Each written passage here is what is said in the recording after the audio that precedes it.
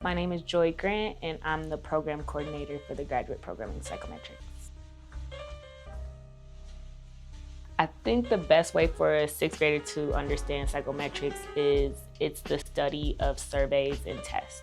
So every time you take a test or you take a survey or something, somebody had to decide whether the questions being asked were good questions to figure out whatever they need to figure out. And so in order to do that, people like our students and our faculty have to train really hard to figure out what questions go where in the test, what goes after another, because all of these things affect each other. So that's one part of it. It's looking at these tests and looking at all of the results and being like, are we actually measuring the things that we want to see? So if I'm asking a lot of people, are they more likely to do something?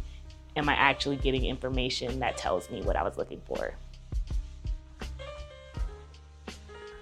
I think the biggest thing we prepare them for is research. This field is a lot of research, and from beginning to end, they get in the program, they're assigned a role, and they do that role for at least a year, hopefully longer than that. Most of our students have some type of assistantship, research, or teaching for at least 3 or 4 years. So like I said, research was one, and then teaching is another. Most of them will go on to at some point be faculty.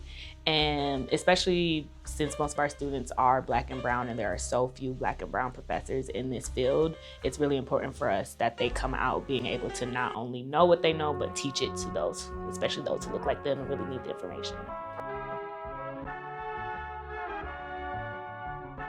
It's just a general fact now that testing has been biased for a really long time, and that has negatively impacted Black and brown communities.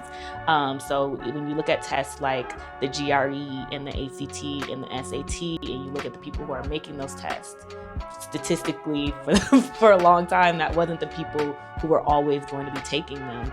And so having Black and brown students and having Black and brown researchers and faculty and professors in the field helps make sure that the right questions are being asked in a context that we can understand. So like in our program, one thing that we really focus on is the cultural competency of our students and being able to look at different points of views from different communities and say, well, what's the best way to ask this question so that they can understand? For instance, if you would ask me as a kid, a lot of things that you may have asked students from other backgrounds and communities, you get very quite different answers, not because our life experiences are so different, but because we understood the question very different. A couple of our faculty have worked with the DoD before, have come from the Department of Defense, and so some of our students have also worked with them. We have an NSF grant that we're really proud of that is being worked on. It's a collaboration between a few different HBCUs. And then we also have our students very often do internships at ETS, the Educational Testing Services. So those are the people who make the GRE. So not only are they learning from us, but they're working with the people who do those big tests and like really figuring out before they graduate what skills these people need, what they can do best to impact the field as a whole. And then also some of our own alumni have started businesses. So we have Dr. Tamika Payton, who graduated from us and then started her own company, Psychometric Solutions. And almost every summer since I've been here, one of our students is working very closely with her, and I think she's even hired some of our graduates. The majority of our students are fully funded, which is very rare to just say as a program. Also, as a pretty small program, we've done pretty well with having funding in the past, and so that funding can be tied to a professor. If they get a research grant, they can bring on students. We've had situations like that in the past. And also our department has internal funding that we will apply for grants, and then our students work with that. And then also we have TA funding. And so whether we have some students who are working part-time, some students who are working full-time, we really try to be flexible to make sure that everybody has the support they're able to do, but then also to make sure that we're robust in the amount of research that we're creating. We have grown into a really productive program, and a lot of that is because we're able to fund our students so well. through your application process, the moment you decide that you're ready to accept and be a part of the program, after we've accepted you, once you're ready to accept our offer, we then give you an application that you fill out right away for funding, so that within a couple of months, you know for sure whether you're gonna have money in the program. So our international students are able to go to their visa appointment and say, I'm getting this much, I have this offer letter, I have this contract, and it can make that process a lot easier for them. We do have opportunities for funding. There's opportunities to teach, there's opportunities to do research, to do graduate assistantships within the program. We do, all of our graduate assistants get tuition, all of our full-time graduate assistants get tuition scholarships, so they're coming away with a degree debt-free.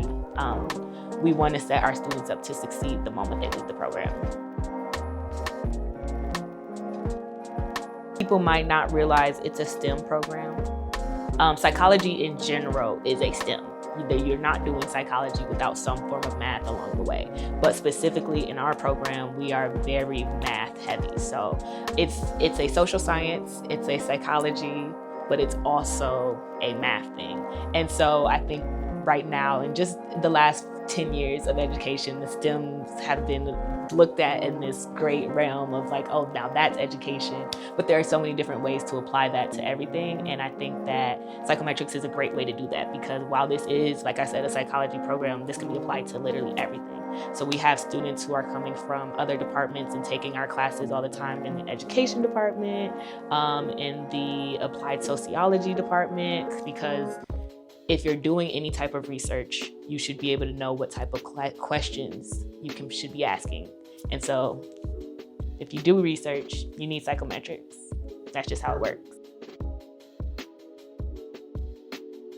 So the CPA is kind of like the entrepreneurship arm of the psychology department, and it is used on campus as a whole. If people are doing research and they need somebody to create a survey from them, a lot of that goes through the CPA. The CPA does grants and stuff, has state grants and grants through the health department and all of that, where they're doing a lot of work. This gives our students direct access to ongoing research that's not just what their faculty professor is doing. And so they have a lot of opportunities to engage with the researchers there, to aid on projects. I think we have 3 students who are working in the CPA this semester. And so it's just another opportunity to work on hands and do the work. So a lot of the program is, of course, classwork, but the whole time it's being applied. So if you're not a hands-on learner, the type of person who can sit and be lectured on and then just do it, there are so many opportunities for you to apply.